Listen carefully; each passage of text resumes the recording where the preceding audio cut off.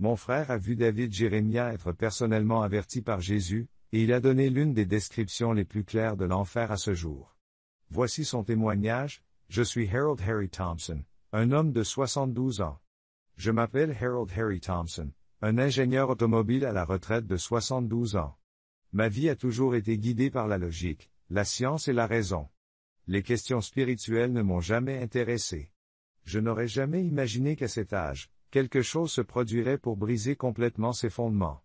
Nous étions en 2024, le 2e jour de janvier, date anniversaire de la mort de ma mère.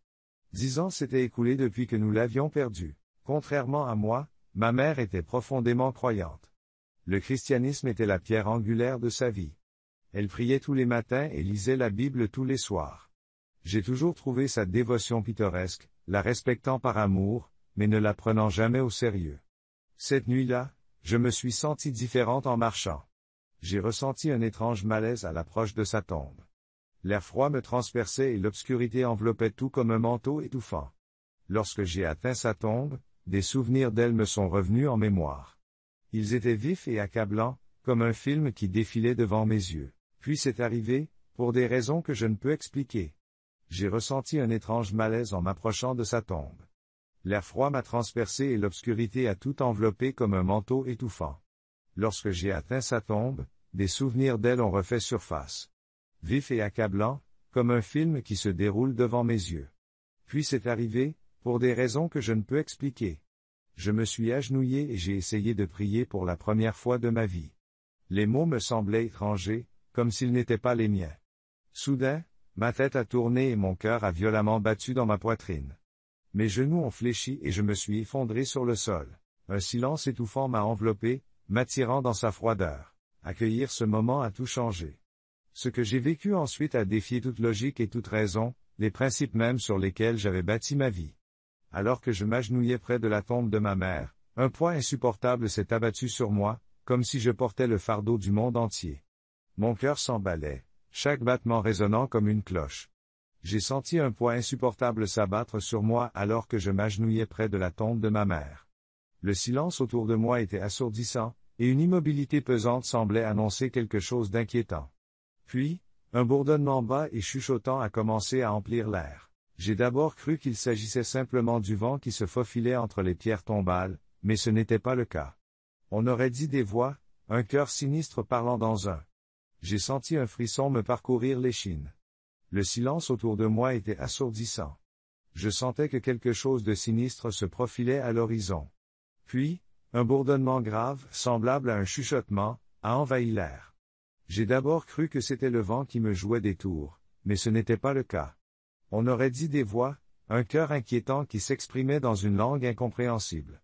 J'ai senti un frisson me parcourir l'échine. J'ai voulu me retourner pour regarder, mais je n'ai pas pu bouger. Mon corps était figé, paralysé par une force invisible. Des vertiges m'ont envahi. Ma vision se brouilla et mon environnement se transforma en une étrange brume. J'ai essayé de me stabiliser en m'agrippant à la pierre tombale. Je n'arrivais pas à comprendre la langue. Mes cheveux se hérissaient. Je voulais me retourner pour regarder, mais je ne pouvais pas bouger. Mon corps était figé sur place. Une force invisible me paralysait. Des vertiges m'ont envahi. Ma vision se brouilla et mon environnement se transforma en une étrange brume. J'ai essayé de me stabiliser en m'agrippant à la pierre tombale, mais cela n'a servi à rien. Mes genoux ont cédé et je me suis effondré sur le sol. Le monde autour de moi s'est obscurci, plongeant dans un silence déconcertant. La dernière chose que j'ai vue, c'est un ciel sans étoiles qui se profilait au-dessus de moi, tandis que ma conscience s'évanouissait. Je me suis senti entraîné dans le vide. Lorsque j'ai ouvert les yeux, je n'étais plus dans le monde que nous connaissons. Je me suis effondré sur le sol. Mes genoux ont cédé. Le monde autour de moi s'est obscurci et a plongé dans un silence déconcertant. J'ai vu un ciel sans étoiles se dessiner au-dessus de moi tandis que ma conscience s'évanouissait. Je me suis senti entraîné dans le vide. Lorsque j'ai ouvert les yeux, je n'étais plus dans le monde que nous connaissons. Je me trouvais dans un endroit inimaginable, enveloppé d'une obscurité oppressante.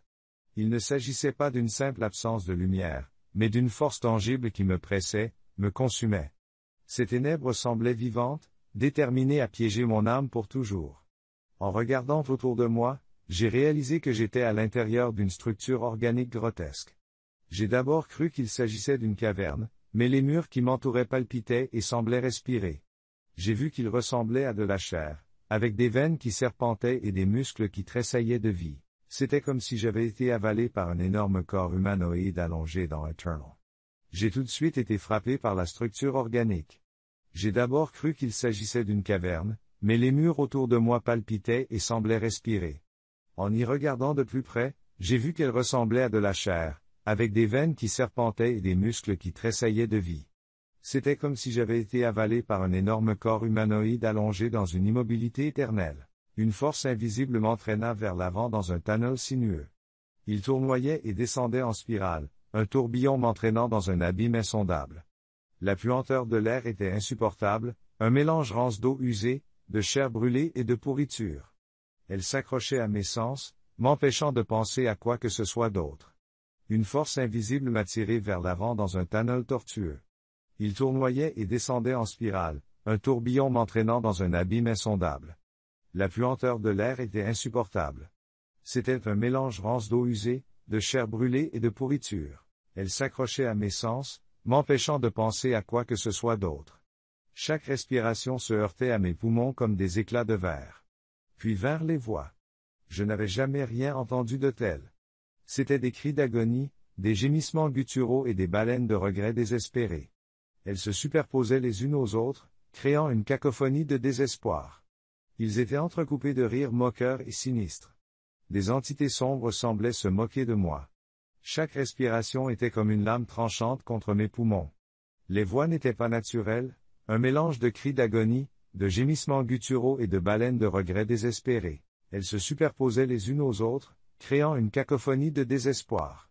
Ils étaient entrecoupés de rires moqueurs et sinistres et d'entités sombres qui semblaient s'agiter dans la souffrance. Ce n'était pas seulement du bruit, c'était une agression contre mon être même. Alors que le tunnel débouchait sur un vaste gouffre, l'horreur de ce qui m'entourait devint évidente. Des formes se déplaçaient dans l'ombre. Elles étaient humanoïdes mais déformées, sans traits. Leur tourment était palpable et leur présence dégageait une tristesse écrasante. La souffrance était plus qu'un bruit, c'était une agression contre mon être même. Lorsque le tunnel s'est ouvert sur un vaste gouffre, j'ai vu toute l'horreur de ce qui m'entourait. Des formes se déplaçaient dans l'ombre. Elles étaient humanoïdes mais déformées, sans traits. Leur tourment était palpable et leur présence dégageait une tristesse écrasante. On aurait dit qu'elles étaient accablées par toute une vie de regrets et d'échecs. Chaque âme semblait enfermée dans son propre cauchemar. L'atmosphère oppressante commença à m'affecter, réveillant mes propres peurs et regrets enfouis. Les ombres de mes échecs passés se profilaient autour de moi, murmurant des accusations. J'avais l'impression d'être déchiré de l'intérieur. Le poids de cet endroit n'était pas seulement extérieur. Il puisait dans mes vulnérabilités les plus profondes, me forçant à affronter tout ce que j'avais ignoré ou refoulé. J'ai alors réalisé qu'il ne s'agissait pas d'une punition, mais d'une révélation. L'obscurité reflétait les ombres de ma propre âme, exigeant que je sois déchiré de l'intérieur. Les ténèbres n'étaient pas seulement extérieures. Elles puisaient dans mes vulnérabilités les plus profondes, me forçant à affronter tout ce que j'avais ignoré ou refoulé. Je me suis rendu compte qu'il ne s'agissait pas d'une punition, mais d'une révélation. Les ténèbres reflétaient les ombres de ma propre âme, m'obligeant à faire face à mes défauts. Ce royaume n'était pas synonyme de damnation éternelle. C'était un creuset de transformation. Je ne pouvais m'en échapper qu'en reconnaissant et en acceptant mes erreurs.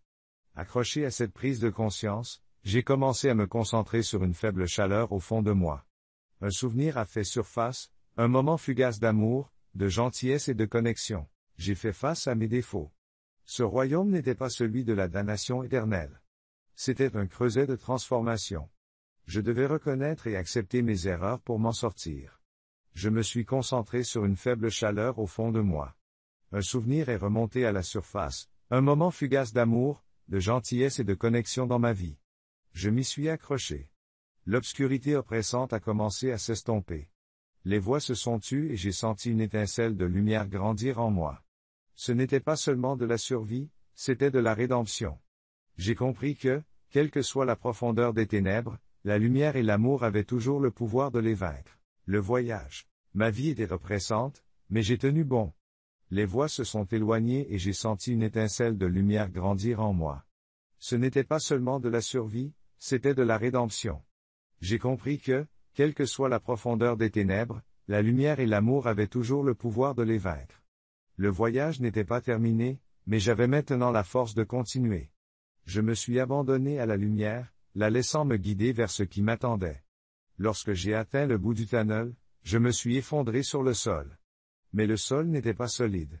Il brillait comme de la lave en fusion, sa chaleur m'irradiait. Étrangement, je ne me sentais pas la force de continuer, et je me suis abandonné à la lumière, la laissant me guider vers ce qui m'attendait.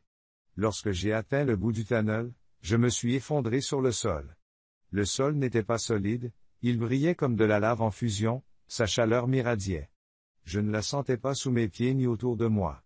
Des silhouettes ombrageuses se profilaient, de vagues formes humaines qui n'avaient rien de normal.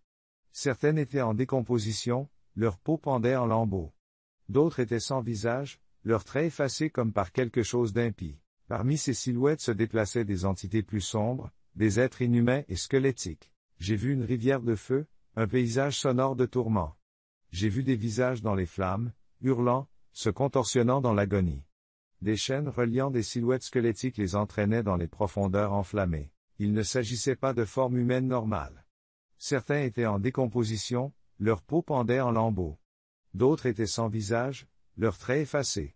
Parmi ces silhouettes se déplaçaient des entités plus sombres, des êtres inhumains et squelettiques. Ils ressemblaient à des parodies tordues de personnes. Leurs corps allongés étaient grotesquement déformés. De leurs orbites sans yeux émanait un vide si profond qu'ils semblaient vivants. Ils narguaient les âmes errantes, chaque contact leur infligeant une douleur atroce. Les cris de désespoir se mêlaient aux rires sinistres de ces êtres, créant un paysage sonore de tourments. J'ai vu des parodies tordues de personnes.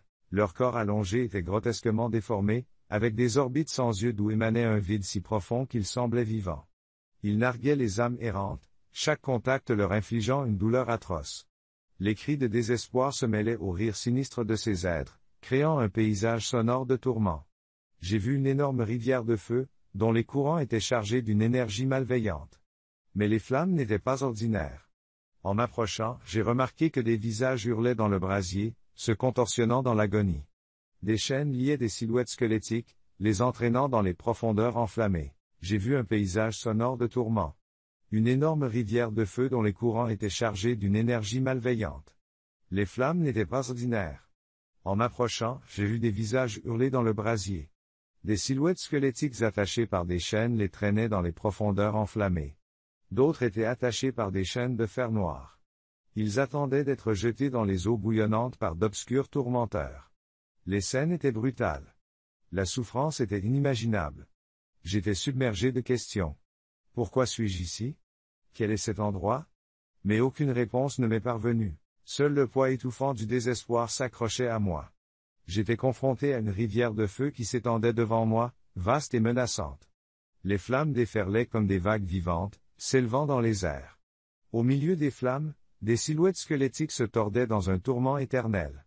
Ils avaient été dépouillés de leur chair. J'étais submergé de questions. Pourquoi suis-je ici? Qu'est-ce que c'est que cet endroit? Mais aucune réponse ne vint. Seul le poids étouffant du désespoir s'accrochait à moi. C'était un endroit où le désespoir était éternel, un cycle de punition sans fin. Ce que je voyais n'était que le début, un simple aperçu des profondeurs de cet horrible royaume. La chaleur insupportable m'a frappé au moment où je suis tombé au sol. Ce n'était pas seulement physique, j'avais l'impression d'être envahi par un sentiment d'effroi en entrant dans cet endroit, sachant qu'il s'agissait d'un lieu de désespoir et de souffrance éternelle. La chaleur était insupportable, et j'avais l'impression qu'elle brûlait mon essence même. Lorsque j'ai ouvert les yeux, j'ai été confronté à un spectacle qui dépassait l'entendement, un fleuve de feu s'étendait devant moi, vaste et menaçant. Les flammes déferlaient comme des vagues vivantes, s'élevant dans les airs. Au milieu des flammes, des silhouettes squelettiques se tordaient dans un tourment éternel, leur chair ayant été dépouillée. J'étais confronté à un spectacle qui dépassait l'entendement, un fleuve de feu s'étendait devant moi, vaste et menaçant. Les flammes déferlaient comme des vagues vivantes, s'élevant dans les airs. Au milieu des flammes, des silhouettes squelettiques se tordaient dans un tourment éternel. Leur chair avait été dépouillée, mais leurs cris persistaient, résonnant dans le vide caverneux. Sur les rives de la rivière, d'autres personnages étaient enchaînés. Leurs visages étaient marqués par la terreur tandis que des entités obscures les poussaient dans les flammes. Le feu semblait posséder une intelligence sinistre, se réjouissant de la souffrance de ses victimes.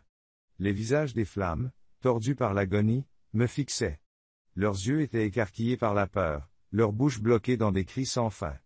Chaque gouttelette de cette rivière de feu était imprégnée de l'essence de la souffrance. Les âmes qui se trouvaient plus loin sur le fleuve voyaient d'énormes fosses de lave en fusion. L'obscurité jetait les humains dans ses mares. Les flammes, face à l'agonie torsadée, me regardaient en retour. Leurs yeux étaient écarquillés par la peur, leurs bouches bloquées dans des cris sans fin. Chaque gouttelette de cette rivière enflammée était imprégnée de l'essence de la souffrance. Les âmes situées plus loin sur la rivière ont vu d'énormes fosses de lave en fusion. Les humains étaient jetés dans ces bassins par les êtres sombres. Leur corps se dissolvait dans la chaleur brûlante. Quelques instants plus tard, leur forme réapparaissait, avant d'être à nouveau jetés dans les fosses.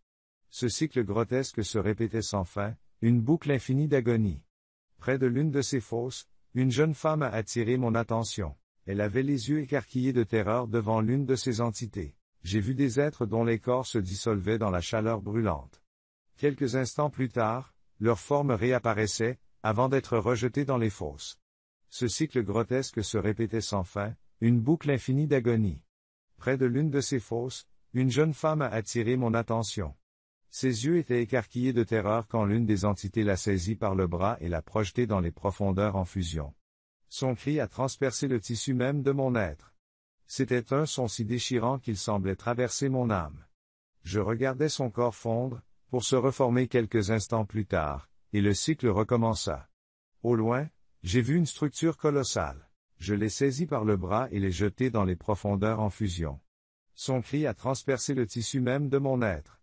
Le son était si déchirant qu'il semblait traverser mon âme. Je regardais son corps fondre, pour se reformer quelques instants plus tard. Le cycle recommençait. Au loin, j'ai vu une structure colossale. J'ai d'abord cru qu'il s'agissait d'une montagne, mais en me rapprochant, j'ai compris qu'elle était organique. C'était un cœur massif qui battait à un rythme grotesque. Sa surface était couverte d'écailles qui oscillaient entre le noir et le rouge sang. Il était vivant, palpitant d'une énergie malveillante. À l'intérieur du cœur, des figures étaient brassées. J'ai vu un cœur sombre et palpitant. Sa surface était couverte d'écailles entre le noir et le rouge sang. Je me suis rendu compte qu'il était vivant et malveillant. En y regardant de plus près, j'ai vu qu'il s'agissait des âmes des hypocrites, des commères et de ceux qui avaient exploité la foi à des fins personnelles. Elles étaient aspirées par les veines du cœur, endurant un tourment sans fin à chaque pulsation. Chaque battement résonnait de leurs cris, emplissant l'air de leur angoisse. J'ai vu qu'il s'agissait des âmes des hypocrites, des commères et de ceux qui avaient exploité la foi à des fins personnelles. Elles étaient tirées par les veines du cœur, endurant un tourment sans fin à chaque pulsation. Chaque battement résonnait de leurs cris, emplissant l'air de leur angoisse. Des entités sombres tournaient autour du cœur, ricanant devant les âmes en peine. L'une d'elles s'approcha d'un homme et siffla, « C'est la récompense de ton hypocrisie. On t'a donné une chance, mais tu l'as gâchée par ton arrogance. » Les cris de l'homme se mêlèrent à la cacophonie du désespoir tandis qu'il était entraîné plus profondément dans l'abîme palpitant. Les entités sombres tournaient autour du cœur, ricanant des âmes en peine. L'une d'elles s'approcha d'un homme et siffla, « Voici la récompense de ton hypocrisie. On t'a donné une chance, mais tu l'as gâchée par ton arrogance. » L'homme a hurlé tandis qu'il était entraîné plus profondément dans l'abîme palpitant. À chaque horreur dont j'étais témoin, je sentais mon âme s'alourdir. Cet endroit n'était pas seulement un spectacle de punition, c'était la manifestation physique du désespoir. Ici, il n'y avait pas de répit, pas d'échappatoire. La souffrance était perpétuelle, se répétant sans fin. J'avais l'impression que ce tourment incessant allait bientôt m'engloutir, m'entraînant dans son cycle sans fin. J'ai fini par comprendre que ce n'était là qu'un aperçu de la véritable profondeur de ce royaume infernal. C'était un endroit qui dépassait l'entendement, plus sombre et plus profond que ce que l'esprit humain pouvait imaginer. Tout ici fonctionnait selon le système de l'agonie, la douleur était la seule constante. C'était l'enfer dans sa forme la plus vraie et la plus terrifiante, un endroit sans espoir. J'avais presque perdu tout espoir dans les ténèbres les plus profondes de l'enfer. C'est alors qu'un brillant rayon de lumière a percé les ombres. Cette lumière était tout le contraire de l'environnement étouffant et oppressant qui m'entourait, chaude, paisible et pleine de vie. De l'intérieur de la lumière, une silhouette a commencé à émerger. C'était Jésus. Je l'ai reconnu immédiatement. Sa présence rendait tout clair. Son apparence était simple et profonde à la fois. Un halo de lumière blanche l'entourait et ses yeux étaient remplis de compassion. Au moment où il a parlé, j'ai pris conscience de ma perte et de ma peur. Harry, dit-il d'une voix à la fois douce et impérieuse. Ne crains rien. Ce que tu vois ici n'est pas destiné à te punir ou à te terrifier, mais à t'enseigner. Sa voix fit taire les ténèbres environnantes, répandant un profond réconfort dans mon âme. En sa présence, je me sentais complètement exposé, mais étrangement en sécurité dans ce lieu. Il poursuivit, c'est le reflet des choix que les gens ont faits. Ce dont vous êtes témoin ici, ce sont les conséquences de leurs décisions. Mais vous êtes ici pour plus qu'une simple observation. Vous êtes ici pour comprendre et transmettre un message.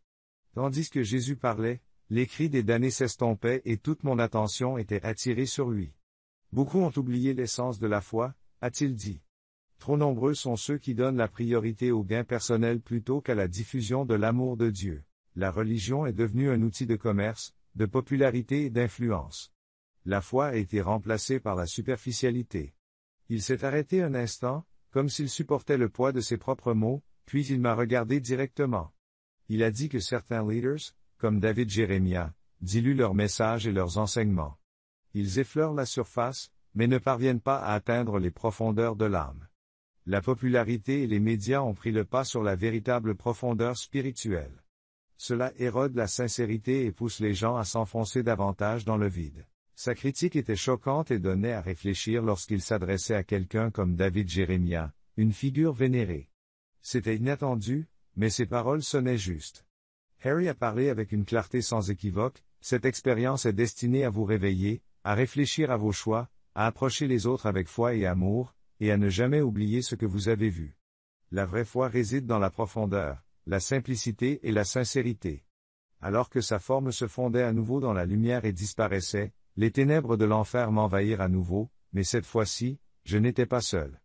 Ces paroles sont restées comme un phare, me guidant à travers les ombres. Cette expérience allait devenir le tournant de ma vie lorsque je revins des profondeurs de l'enfer et des conseils de Jésus. Je n'étais plus le même Harry.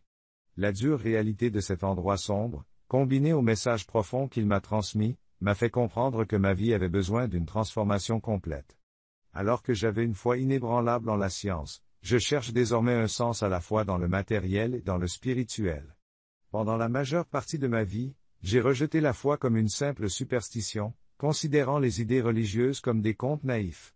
Mais après avoir rencontré Jésus, il m'a été impossible d'ignorer ses enseignements. J'ai acheté une Bible pour la première fois et j'ai commencé à la lire avec un esprit ouvert. J'ai cherché à comprendre son amour, sa miséricorde et ses conseils. Cette expérience m'a changé. Elle a fait de moi une personne plus compatissante. J'avais l'habitude d'interagir avec les autres en me basant sur la logique et l'aspect pratique. Aujourd'hui, j'aborde les autres avec empathie et amour. Je ne juge pas les gens pour leurs croyances. Je cherche à me rapprocher d'eux. Je trouve de la joie à aider les autres, à faire des dons et à nouer des relations significatives. Cette expérience a été plus qu'un éveil. C'était une renaissance. Aujourd'hui, ma vie est guidée par un objectif spirituel. Je suis reconnaissante pour chaque jour et pour la chance que j'ai de partager cette terre.